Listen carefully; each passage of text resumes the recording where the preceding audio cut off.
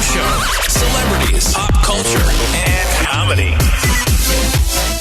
All right, Doc, what's going on, man? Hey, how you doing? You know what? A lot of people know you from Young Sheldon. You play a coach. Now, were you good at athletics when you were growing up? I was, yes, I was. I played baseball. I didn't play football a whole lot. Basketball, I kind of taught on my own. My father was huge in sports, and yeah, I actually was good. So okay, yeah.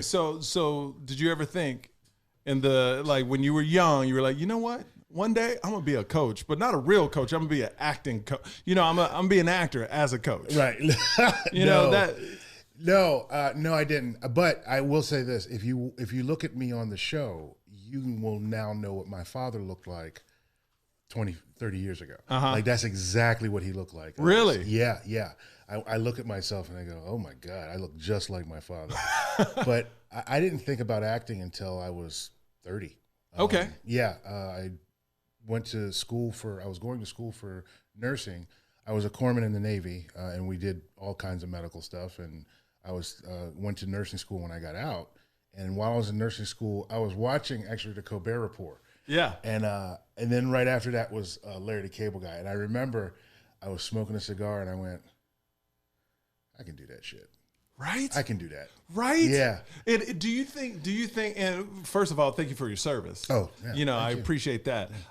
Do you think because you went through the military, because you go against all types of odds, just walking in to the military, and then when you get shipped off to Iraq, that's another level. So does it seem like anything in life after you experience something like that is just easy?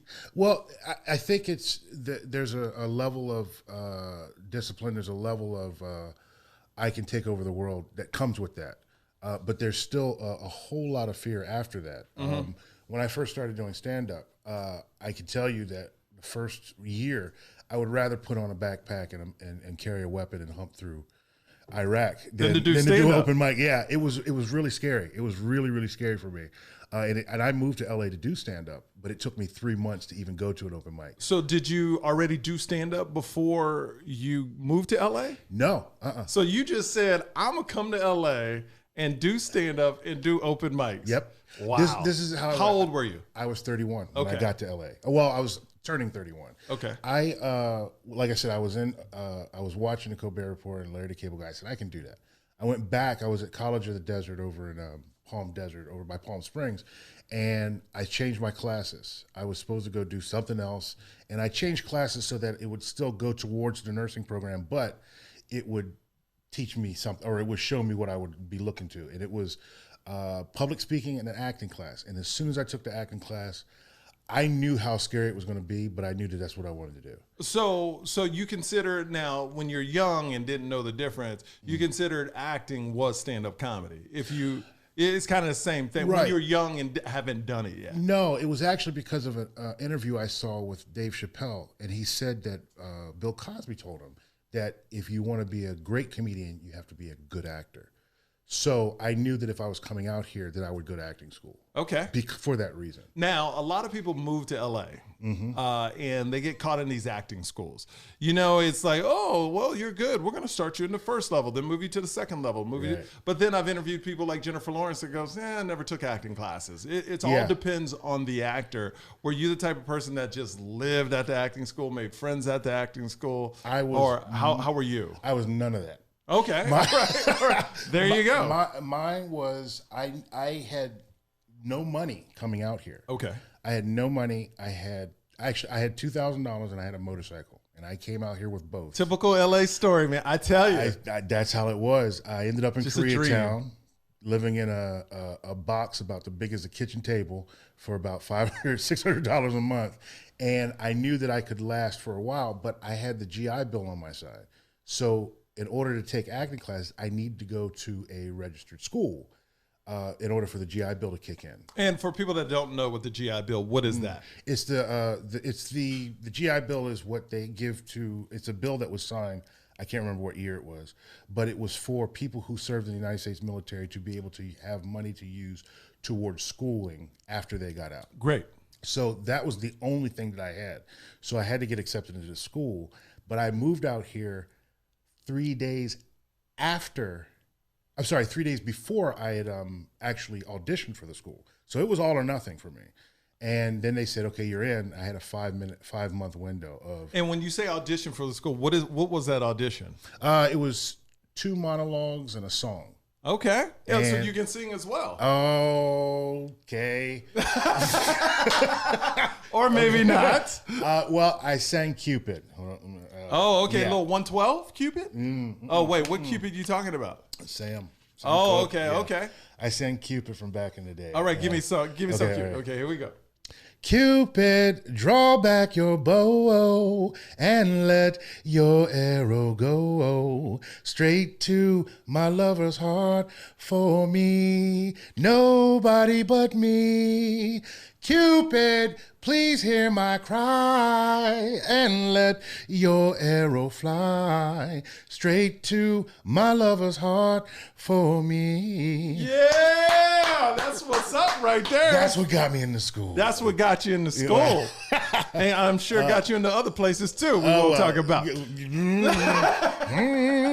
Yeah, back in my 20s. Yeah. So you got into this school, and that was a big deal because you moved here saying this is all or nothing. This is it. Yeah. You got into the school, Got and into then the school. what? I still had 5 months to get.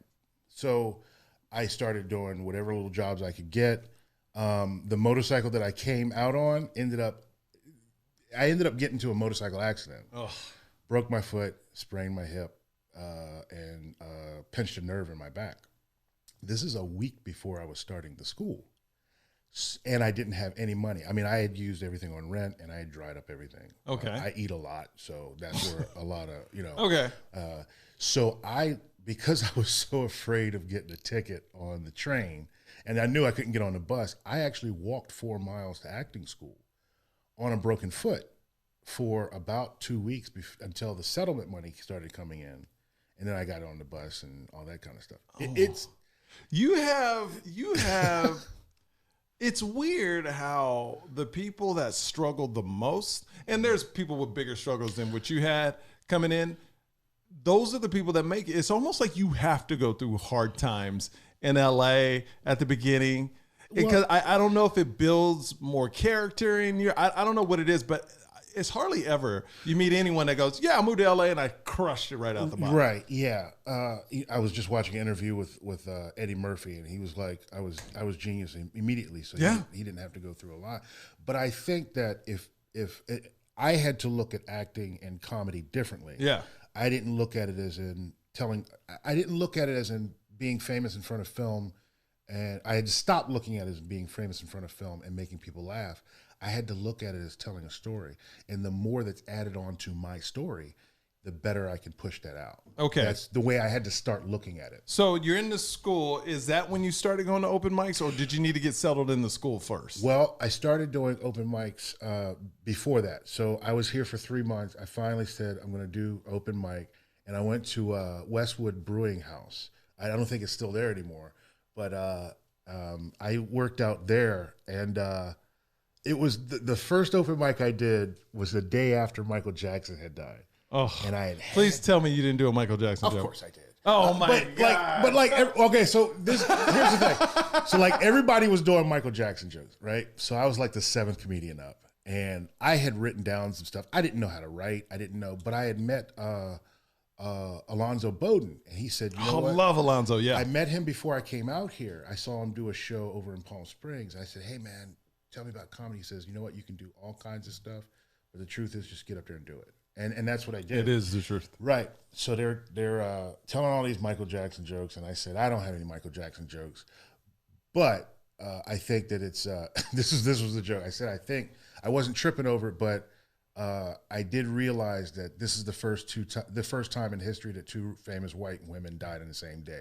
Because Farrah Fawcett died the same day, right? That's funny. Okay. So everybody got the reference, but all you hear is nothing. And then you hear like 5 seconds later, you hear, that's it. That was it. And I was like I didn't know what I was doing. I just knew that was the worst feeling of my life. To hear that 5 seconds pause was the worst feeling I had ever had in my life. But Jodie Carter said the same thing. Come back up. So the next day I went back and I bombed again. Okay. The next day I went back and I bombed again. And what was so fascinating to me at the time was there was 2 comedians there that had been doing it for 10 years.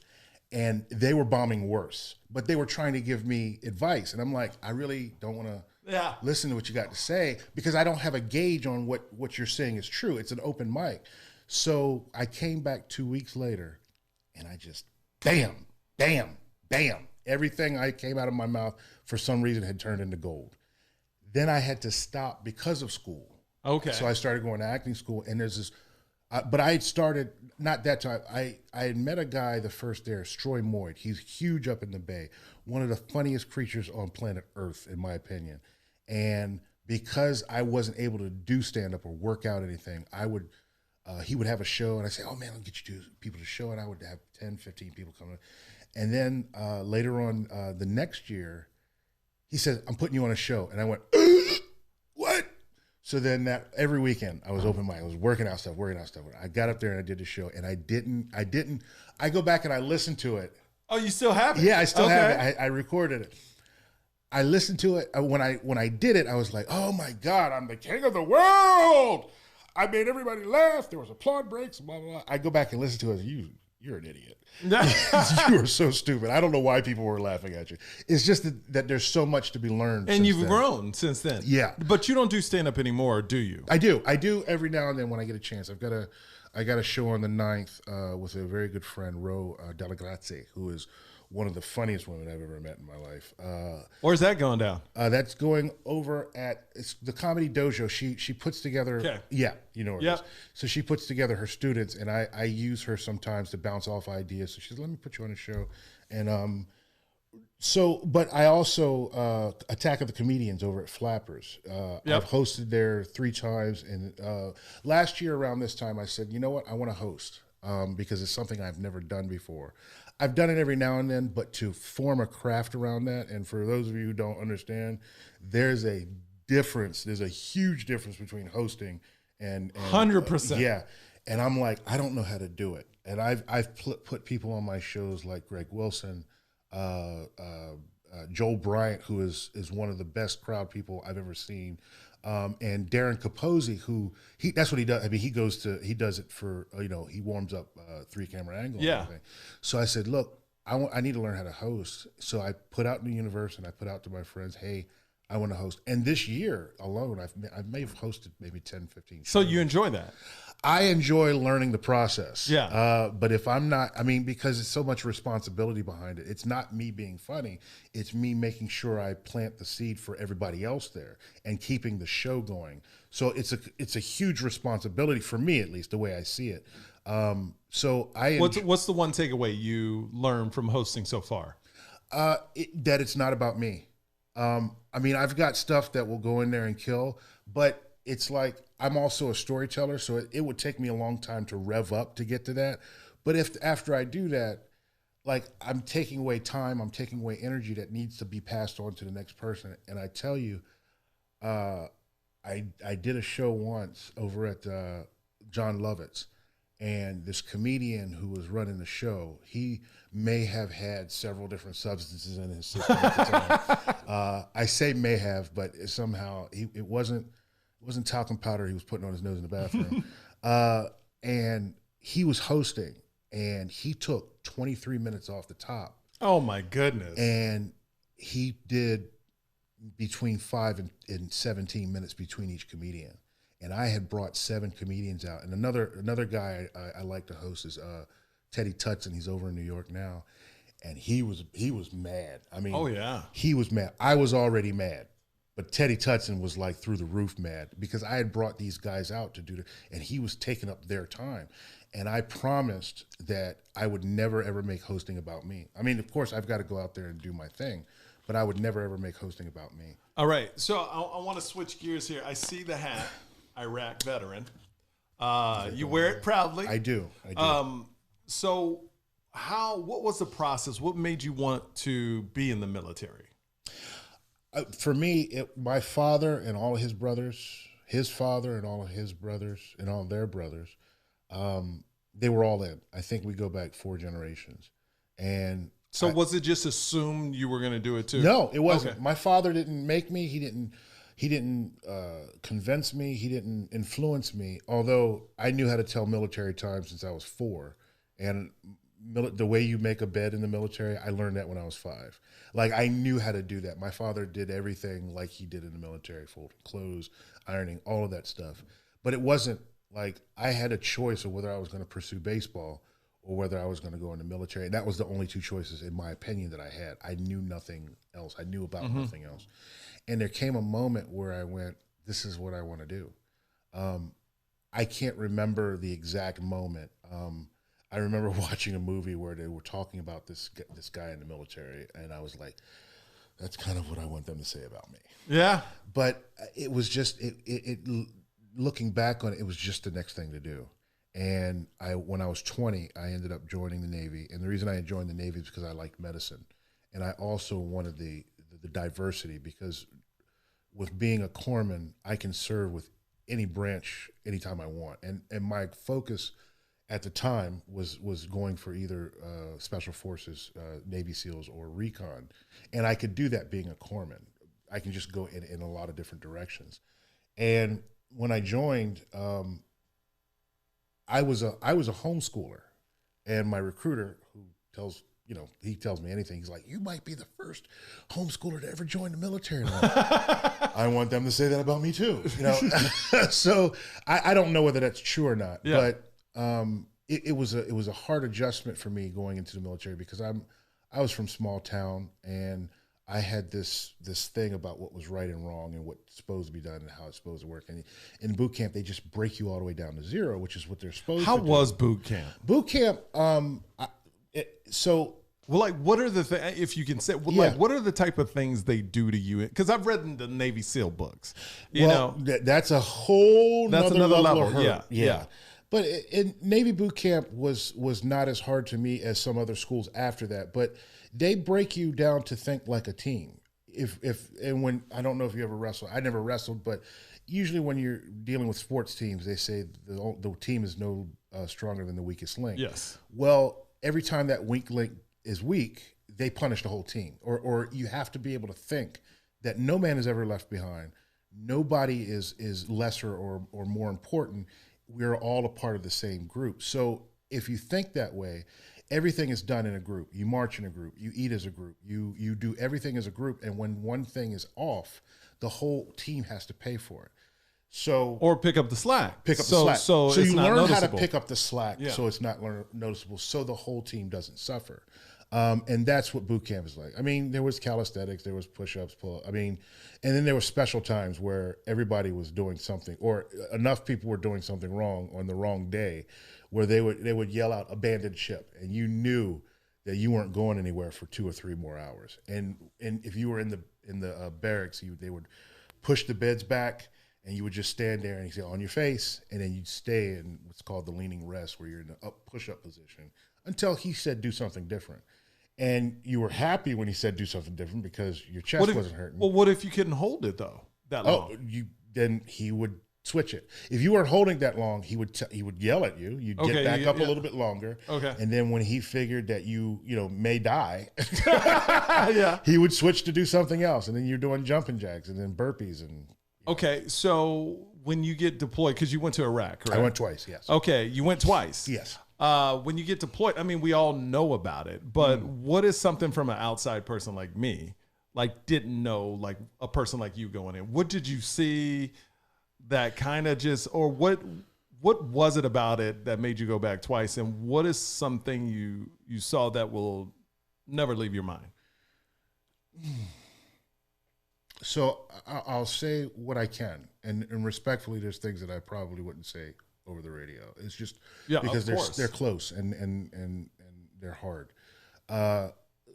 I spent 3 years in Japan working at a hospital, so I was trained in the ER, and because of that, I took that over to Iraq a little bit differently than people who didn't have that kind of training. But we all trained very hard to go. When 9/11 happened, I was in Okinawa watching. It was the playoffs, the baseball playoffs, because it was in September, And when I came back, 2001, I had gotten with 1-7, 1st Battalion, 7th Marines, over in 29 Palms. We knew at some point we were going over there because Afghanistan had already pretty much started, but that we weren't going to go. What I would say, just thinking of the beginning to end of the first deployment, people don't understand what it's like to have made a decision to, for whatever reason, to protect the country or to go for a cause and have absolutely no idea what's going to happen when you go there. We trained hard for every possible situation, but you just don't know. To the point of not knowing, it becomes less about the country and more about the person that's right next to you. And in doing so, automatically creates this protection for the country as the philosophy. So it's too big to think about protecting the country. It's much easier to think, I'm over here so that somebody else doesn't have to be. Or I'm over here because this guy next to me, I know how to fix him if something happens. And I can. So it's about the people next to you. I was there in Najaf for the Ayatollah bombing in 2003. That was probably one of the harder things because you're talking about 250 people who had been blown up, who we had to put in and we had to take care of. And it's in the middle of August and it's hot. That was probably one of the harder things that I had to deal with. But I also had friends that were hurt and that I couldn't treat. And that was where my guilt and my pain sat, because I could not fix you. And that was my job. That's what I went over there for. The decision to go back the second time was not, I say it's a decision, but it almost wasn't. For me, it had been something that was brutal on me, on my emotions, on me as to the core of my being. We can go talk about a lot of things, but there's whole branches of psychology that are formed for what I'm talking about now. So when I came back, I stayed drunk for 2 straight months. I stayed drunk for 2 Was it straight because months. you lost friends, or you seen so much death around you? There was the death around me. There were friends that I couldn't fix. It's a complete fracturing of, for me at least, I can't speak for everyone else, but I can say that I'm not the only one.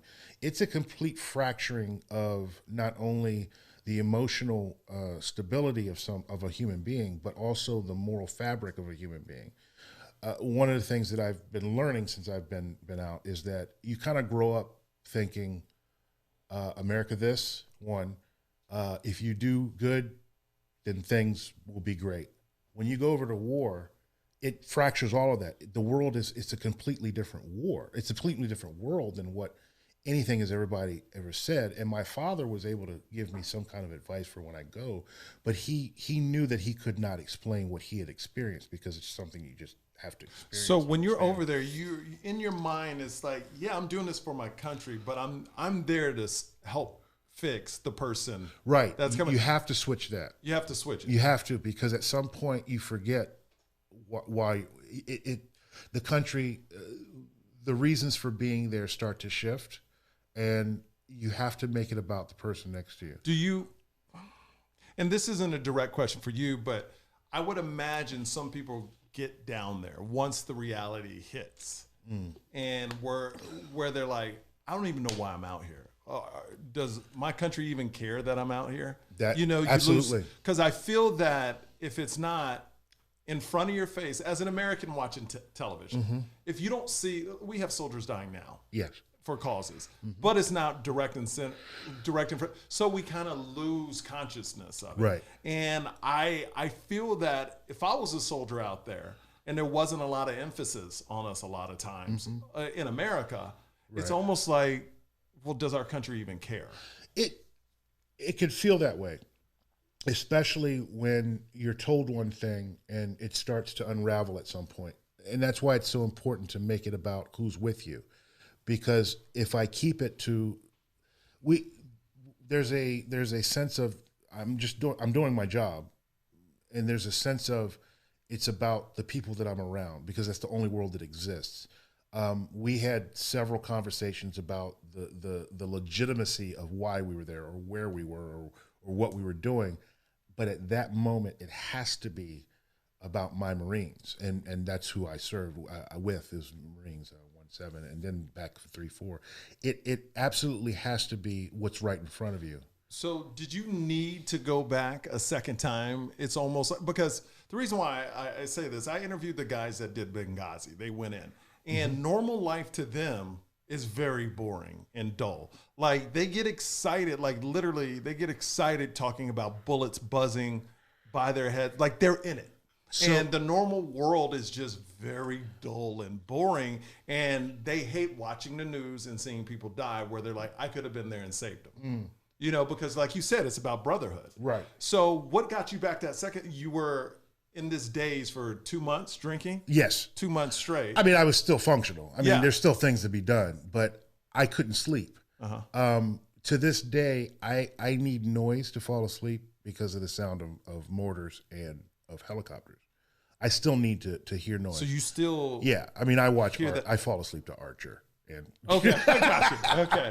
But okay. I still kind of need noise. So when I knew that I couldn't stay in the United States. Like that's what that 2 months was for me. But why couldn't you stay in the United States? Because this particular world no longer matched. My world was back with my Marines. And you functioned better in that world at the time. Wonderfully the first time. The second time, for me, it was when the world stopped working. Both worlds had stopped working because I didn't adjust very well to either one the second time I went back. But the reason that I had went back was because this particular world, America, whatever you want to, wherever is not in theater, it wasn't working. And in where everybody was kind of getting a rotation here and then going back, there were a few of us that we got back onto the next unit that was going back over. And then I went and spent 2 months in Okinawa, which I love more than life itself. I haven't been in a long time, but I love that place. And then I was back over into Iraq in early February. So, yeah. Did you ever, I mean, of course you did this because it's any human would, like, what if I don't come back this time? Did you ever think that? No. There was a couple of people we had talked about that, and you know, there's people that write letters before they go out into combat. I did. I never, you know, I gave it to a friend. He gave it to me. He gave me his, and the second time I went over, actually the first time and the second time, it was never about not coming back. It was just, this is where we're going. I never had feared of dying over there. It was just, this is what I'm going to do. And if I do, then this is what I'm doing. It's the same way that I feel when I ride a motorcycle right now. Yeah, I guess it's kind of like, you know, at least you know your purpose. You feel good enough about the situation to go and try to save people that are close to you, or a brotherhood. Yeah. You know, it's almost, and where you're like, look, I'm dying for what I believe is right. You know? Yeah. Yeah. And so if I die doing this, I die doing this. It's almost like, it's not almost like, it's not even close. I don't want to even put like my son, I would die at a drop of dime for my son that's 2.5 years old. And if I go that way, hey, that's just the way it goes. You know what I mean? And I would do it 100 times over. Yeah. Where I don't know, like because it's my son. Like it's crazy how people in the military can switch a level where everybody is their family. You know, and I think that's the thing I got from this brotherhood of these Benghazi guys they made a movie of. It's like they were family. Like almost family to the point where they were more family than their actual family. So I don't know if this is a good comparison or a good analogy or anything, but think of the 2 months after 9/11. Yeah. Where everybody was America. Oh my God. Everybody got along. 2 months. Yeah. Black people were America. Native Americans were America. Spanish were America. Everybody was America. There is something about that after or understanding that the capacity to love each other or to be there for each other if you know something's going to happen or if you after something has happened. And for us, it started in boot camp. Just that whoever's right there is all we've got. And it actually started to bleed over into acting life when I got into acting school. And it was a problem because when I'm working on a scene, it's life or death. You know, when I was in acting school, and I'm there with people who weren't necessarily wanting to be there for. They're just there for fun. They're just there for fun. I'm here in LA. I should do this. Hey, we need to get this thing straight, you know. And they're like, okay, we'll get that tomorrow. And I'm like, no, we need to do this now. So, you know, bringing that back to this world is a huge adjustment, and it's something that should not be overlooked. I mean, it's a problem. You know, it's something that needs to be done systematically. All right, I want to take a quick break. We're going to come right back with Doc Farrow. You know him from the Young Sheldon, and you have some other projects you're doing as well. So we'll be right back. It's the Michael Yo Show. You said the Young Sheldon. Oh, I'm sorry. You're old with kids. The Young Sheldon. The Young Sheldon. Young Sheldon. The Young. All right, we're back. Yes, I said the Young Sheldon. It is Young Sheldon. Is it Young Sheldon? Is that the what? It's Young Sheldon. Yeah. I just call him Sheldon. Like literally, it's the spinoff of the Big Bang Theory. Yeah, and it's huge. Big Bang went away, so now it's the Young. No, it's Young Sheldon. It is Young. Man, thank you so much for the stories about your past, because you know it's very inspiring to people like me that hear these stories about how you beat all those odds, the things you went through. You come back. So I want to pick up where we left off. You come back from Iraq the second time. Yes.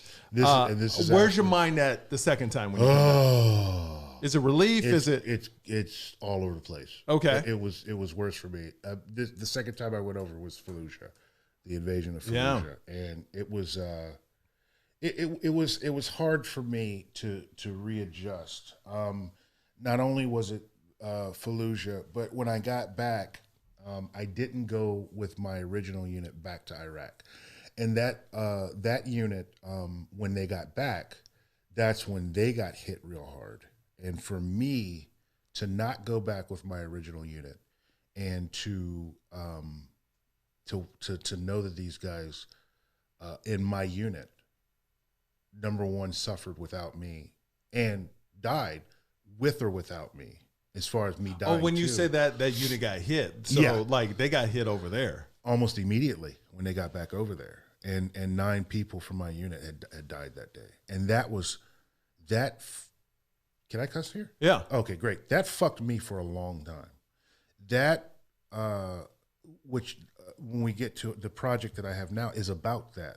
It was 9 people that were in my platoon, not my platoon, but my battalion that had within, I think, 7 days of them being back, had got hit by a couple of IEDs, and they were gone. And I was, they asked me to go back to that unit, and I didn't. Why not?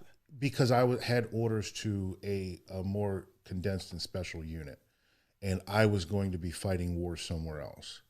And the next unit was going to be Fast Company, which was a Fleet Anti-Terrorist Security Team, and theirs is more specific. Their mandate is more specific. But this is what gets me. The psyche of you is not like, whoo, I could have died too. Mm-hmm. It's, man, I wasn't there to die with them or to protect them. No, that's exactly. That's what's amazing about the brotherhood of like military, or even just a brotherhood in general, but even more military. And it took a long time, and I mean up until maybe 2 or 3 years ago, to realize at a deeper part of me that they were doing what they went to go do. And I'm still alive for a reason. Mm-hmm. It took a long time, and it still hits me from time to time. Well, let's talk about that project, about this incident. What's it called, and what exactly is it? So the project is called Saved Rounds. It's a short film we shot last year. Saved Rounds, in military terms, when you go out on the rifle range, the RSO, or the range safety officer, comes behind you afterwards. He shakes you down. He says, "Hey, do you have any more brass or bullets on you, rounds. So he says, you have any saved rounds? And it's basically so you don't walk off by accident with some bullets. So in the Marine Corps, when they were not at the range, every time when I would give a briefing to my corpsman, or a sergeant or gunny sergeant was giving a briefing down to his troops, the last thing he would say is, do I have any saved rounds? If you were walking away at the end of the day, you would say, hey, do I have any saved rounds? So saved rounds became a moniker for just, is there something left undone that I need to take care of? So this project is about a survivor guilt-ridden corpsman, me, who he's still screwed up because he did not save some of his Marines who were over in Iraq. And because the longer version of this is that he tries to kill himself a couple of times. But for the short, he gets visited by one of his Marines that he couldn't save, a really dear close friend of his. And he basically messes with him like we tend to do with each other, until he goes and fulfills the promise that he said, which was to pass on a message to his family and to give them a gift. So this journey is him and his Marine that's a ghost is giving this message back. And while one of the only people that actually deals with him in this world, because he's a loner, he's pretty secluded, he's a recluse, is Lori, who is the bartender at the bar, that he only shows up at this bar just to get something to drink and pretty much leave. And she basically says, okay, I don't know what's going on, but I want to help. And she takes him to this place. She has no clue what's going on, but you find out that her father was in Vietnam, and that the reason that she's pulled to him is because she just knows that there's something there. Yeah. And it's a beautiful piece. I wrote it with a friend of mine, Deborah Leonhardt, and I have to tell you that no matter what I've gone through, and no matter what I feel about this, she's my hero, because while we were shooting this, her father was dying of cancer complications from Agent Orange in Vietnam, and he died a couple of months after this. And we pay tribute to both of our fathers in this. Her father being in Vietnam, my father being in Vietnam, and it took me 2 years. It took us 5 years, really, I guess, overall, to get to this point. We put it into film festivals. It took me a long time to be able to touch on this, because this is largely me.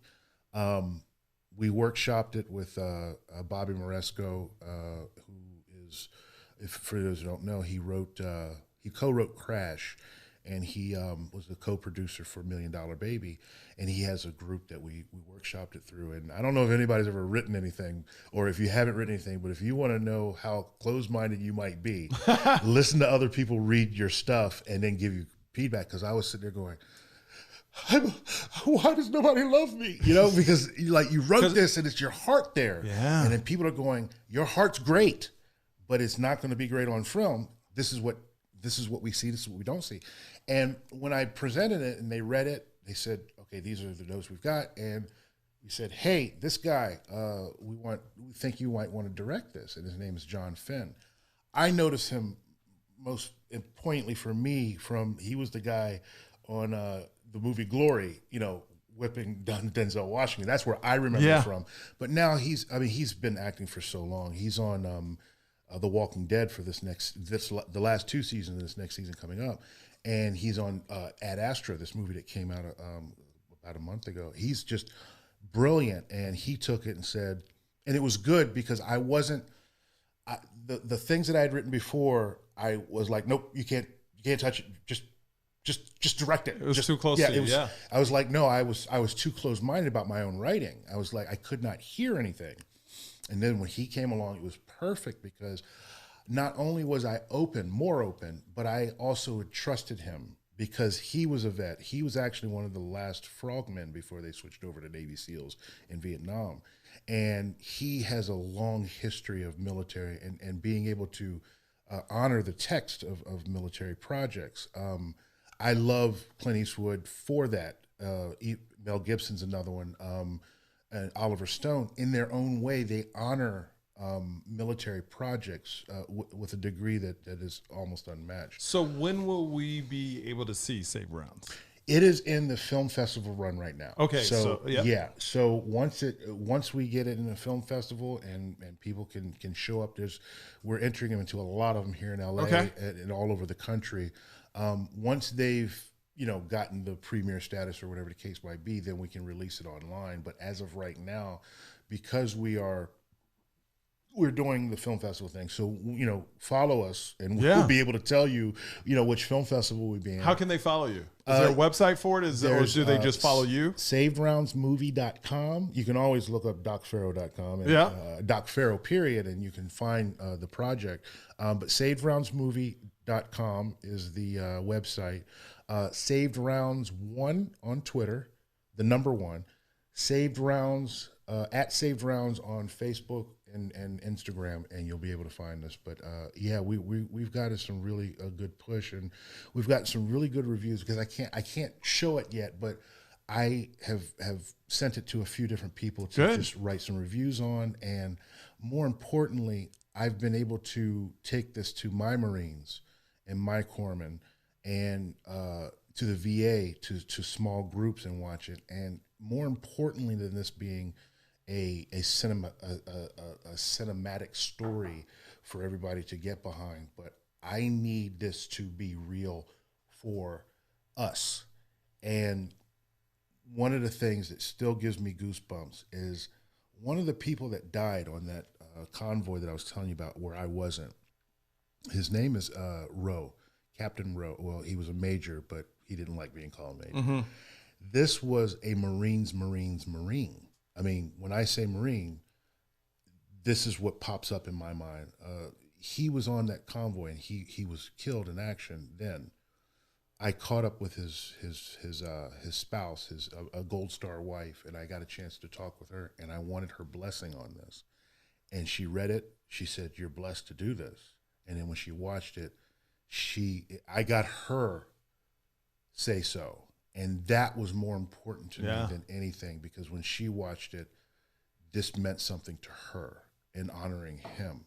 And when my Marines watch it, this means something to them in honoring not only themselves, but to see things for the people who paid the ultimate price for us. Yeah.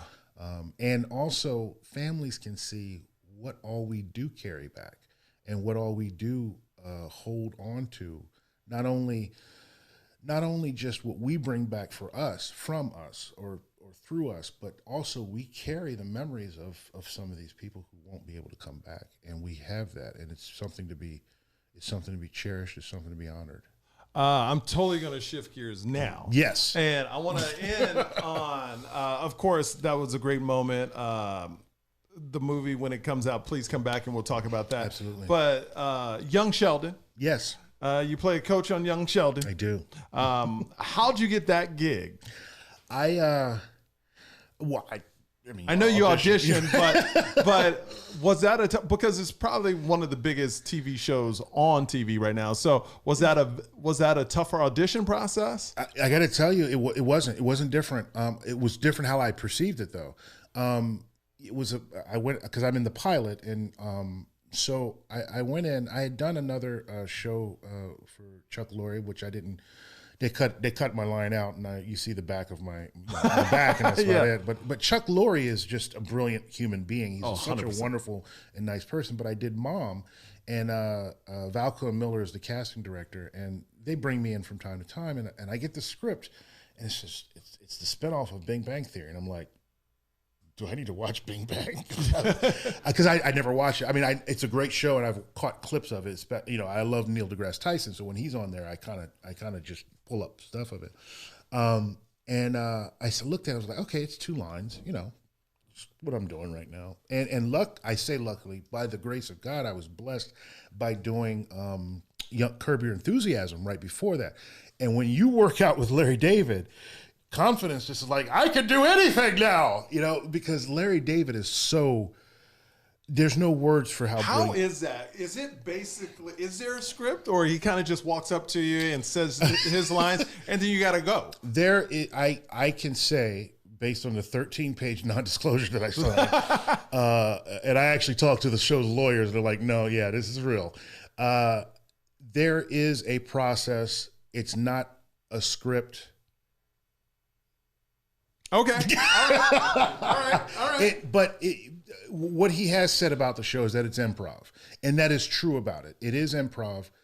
It's a script and it's improv, and I can't say anything else. I love the scene. It was fun to watch. It was fun to watch. You know what's? Let me talk about that for a second. Is that I did it, and you know when I'm doing it, I'm like, it's improv. I don't have lines. I don't. So I'm like, I don't know if I'm doing like what you need to be doing. I haven't been fired yet, so Yeah. I guess I'm good. But I will tell you that Larry David broke character in the audition. So I'm like, I guess I'm doing something right.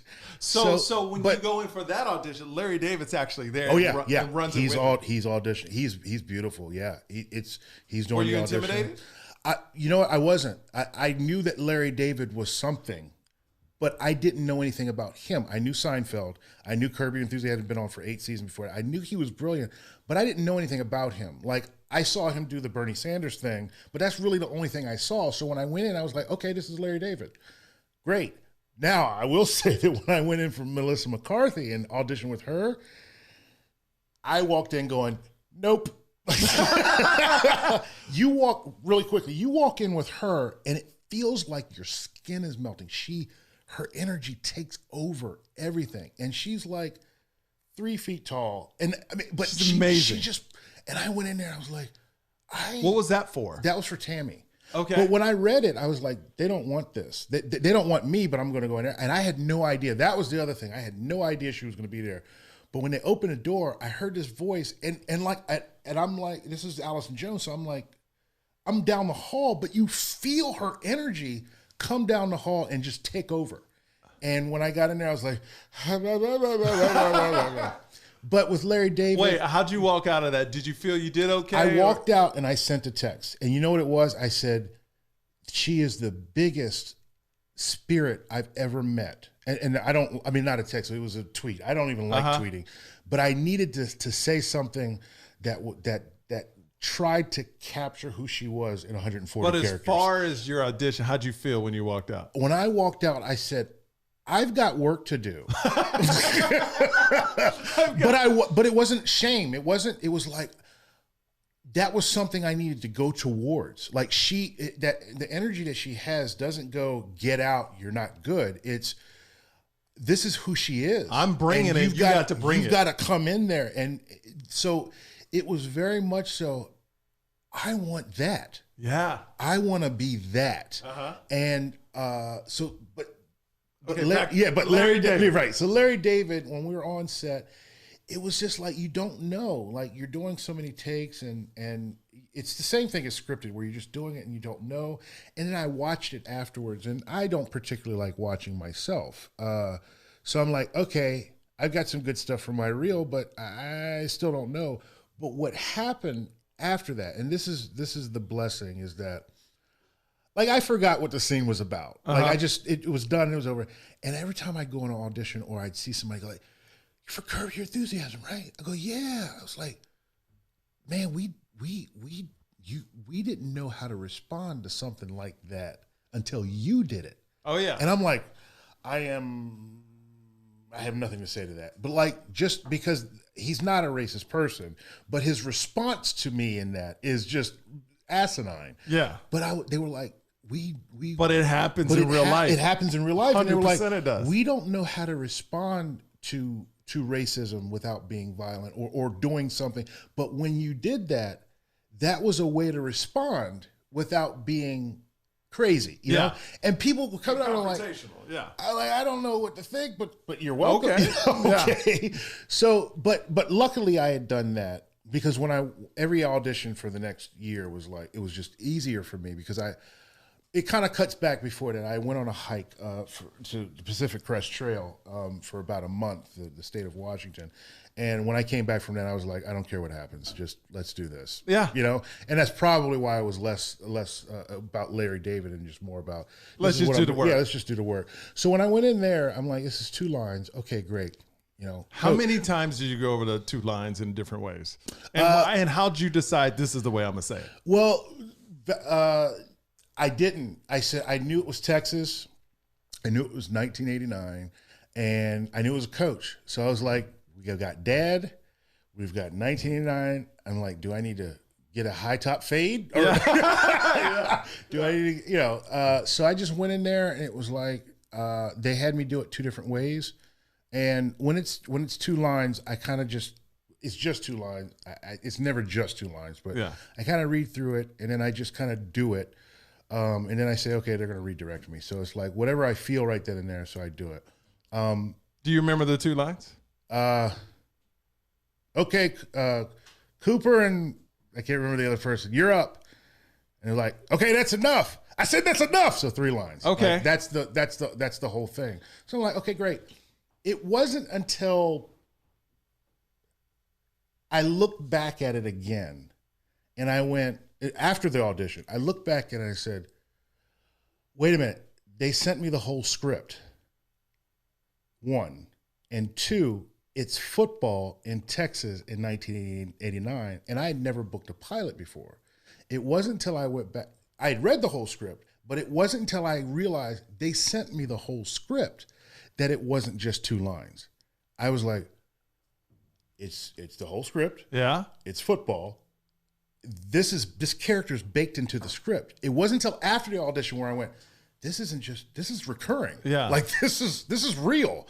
And then they called me like 3 days later and was like, hey, you booked the role. And I was like, okay, cool, I'll show up. But what was fascinating to me, and this is why I love Hollywood, those 2 lines. Mm-hmm. Now, like, pay your bills, do your thing. You know what I mean? Just 2 lines, 3 lines. 3 lines changed the game for you, and now you're on one of the biggest shows where you didn't have to do 15 pages, you didn't have to do 10 pages. You did 3 lines. 3 lines, and knowing probably 10 to 15 other people did those 3 lines too, but something about the way you did those 3 lines. And it's work. It's crazy. It's fascinating. It's more than just fascinating because I have to remember that. And it's not an egotistical thing that says that you're on the top show. It's not that. It's what I did is uniquely me, and I'm enough. That's where I have to take it, because if not, I'm like, these guys, they really don't know who, they didn't know what they were doing. I go through all of that. I feel like when I first moved to this, I've only been in this industry for like 11 years, but when I moved here, I felt like it's hard to find out who you are because you're always trying to be something else. Absolutely. And then once I started stand up like 9 years ago, it became a lot easier because when you get all these no's like you get in Hollywood, when you can go on stage and rock it and get 400 people going, yes, right? You tend to not care what casting people think because you can go rock a real crowd later that night and they like you. Yeah. Not some form of, like, they like you. Right. And you're right. You're absolutely right. And for me with stand up, there's always a presentation of who I am, but recently, and I read a article years ago that John Leguizamo had written about his one-man shows, and he said when he was doing stand-up, it didn't click to him until he just got up on stage and said, I don't give a fuck about any of this. Not that I don't care about you, it's just that I don't care about what you think, because what you think is just exactly that. It's what you think, and that's because what happens is, just like comedy, just like with any other thing, you will find your people. Right. And it's about performing for your people. Like I do the Comedy Store all the time. Yeah. And I'll be at a show where some comic, like, it's so subjective. You know what I mean? I've seen big comics that aren't funny to me, but I understand why they're funny to other people. Right. But then I've seen comics that I think are hilarious that are not mass appeal. Right. So it's so subjective where it's kind of that thing where, you got to find your own people. And once you hit that level of, I've gotten to a point of comedy where I'm on stage and I don't, like you said, I don't care what they think. I'm trying to get out. I'm trying to get out what I think is funny. Yeah. And if you think it's funny too, you can roll with me. And if you don't, that's fine. Sandy Stotzer, a comedian friend of mine, the first show I did was at the Improv, and he was before me, and I'm like, why are he? You know, he was biting the bullet, and I was second. This is my first show, and he said, and I was, you know, we kind of shadow box in the side. We both have been doing this for years, and he says, here's the thing: go up there and have fun, and if the crowd wants to join you, that's their business. And I take that with me because it makes, I mean, it just makes my life better. It makes my set better. It makes me better. I boil it, when it comes to subjectivity, I boil it down to I call it the Kathy Bates and Forrest Whitaker factor.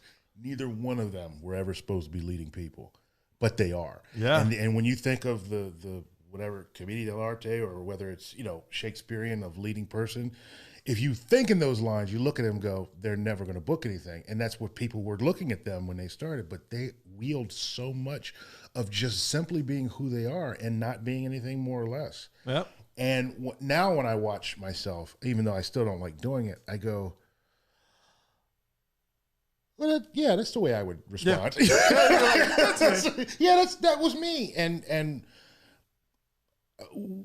for stand-up, over the last 3 years, my voice has been consistently changing. Yeah. And there's always a fear behind that, because just to me, there's always a fear because I'm breaking away from what I've gotten used to. And there's several jokes that I've used over the last 3 years, 4 years that just, I know they kill. I know that they always work, and I'll slide them into there. But it's like I'm creating a whole new set based on how I feel right now.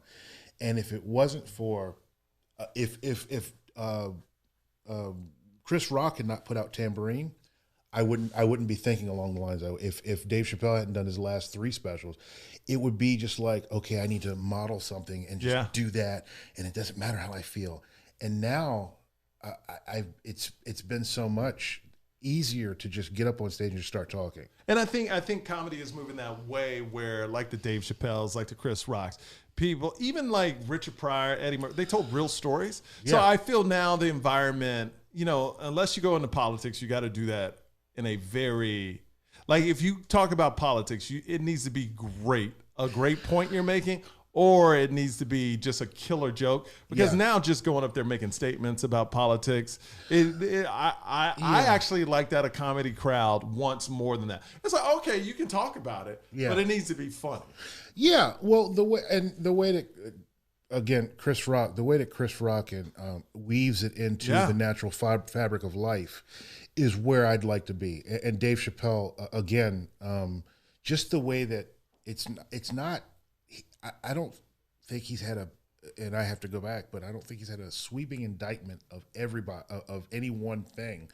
He kind of says, this is what you're doing, and this is how you're reacting to it. This is how I react to it, and this is what you're doing. That's his stand-up. That's what it is. Yeah. I tell everybody, because everybody tries to figure out rhythms of Dave. Dave presents what's going on. Dave gives the facts. He gives his opinion about that, and then he puts himself in that situation. Yeah. And that's literally every joke. That's Dave Chappelle's formula. Yeah. You know, absolutely. so and by the time the end of the joke, most of the time, I would say 90% of the time, you're like, okay, I may not agree, but I understand.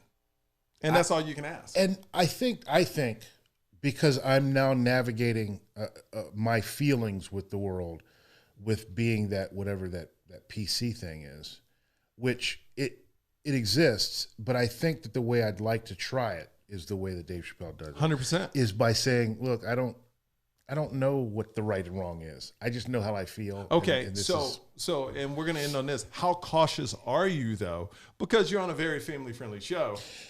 You know, you got to watch that as well, because it's a fine balance. Because, I tell everybody, what you hear, unless you see a special, what you hear when we're at the club, I'm going to compare it to a writer for a blog or a newspaper. You never turn in your first draft. Right. It goes back and forth several times. Yeah. When you see us on stage, that's our first draft. That shouldn't be, oh, well, they said this. Unless you see it in a special, when you shoot a special, that's the final draft. That's the one that's going to print. When you see us at a club, that's a first, second draft. We still working. So to take that and throw it out there, but it will happen. Yeah. So are you cautious of that? I don't think this is good because this has been plaguing my mind for the last year and a half now. I haven't changed anything about myself because of the show. I've been thinking about what I should do, and because I'm getting ready to open up something else. And I honestly, I don't know. I don't think I'm not series regular. So I'm not in that realm. And in that realm, it has to do something has to happen differently. So I don't know what that world is like yet, but I have not made the decision to change anything about what I do stand-up wise, because so far, and I've had people from the show come see me do stand-up, and they're not saying anything about it. Yeah. Chuck has seen my other projects, has seen my stand-up. So they've seen it, and they're not saying, okay, you might want to change something different. So, and I don't know how that process works. I look back at some of my favorite people. Richard Pryor was doing a TV show that got canceled, but that was because he shot after his wife. Exactly, yeah. But he was doing his thing, and stand-up was something separate. Where Dave Chappelle had the luxury of there not being any separation between his show, and he doesn't care. And he doesn't care. Super rich, he can do what he wants. But I got a chance to see Jeff Garlin, and he's on a kind of But I don't think he separates himself, or there's a separation between the Goldbergs and this. Yeah. So I have to find out more. You need to find a balance. I need to find a balance, and I need to talk to people who have that balance, or even cares about the balance, or if I should care about the balance. Yeah. But this is a far journey from 5 years ago. I'm doing a podcast, and I'm like, I'm never changing my set at all, and it's like, well, what if you go on night, on at the time, Leno, I guess. Yeah. Well, I just won't be doing Leno then. Like, Yeah, it was exactly. that. But these are real questions now, and I don't know. But it is a decision. It is a decision whether I want to, however I want to do it. All right. Where can people find you? DocFarrow.com, JDocFarrow, at JDocFarrow on Twitter, at JDocFarrow on Instagram, and on Facebook. All right, my man. Thank you for your service. Oh, thank you. Thank you for stopping by. I really appreciate it. Yeah, thanks for having me, man.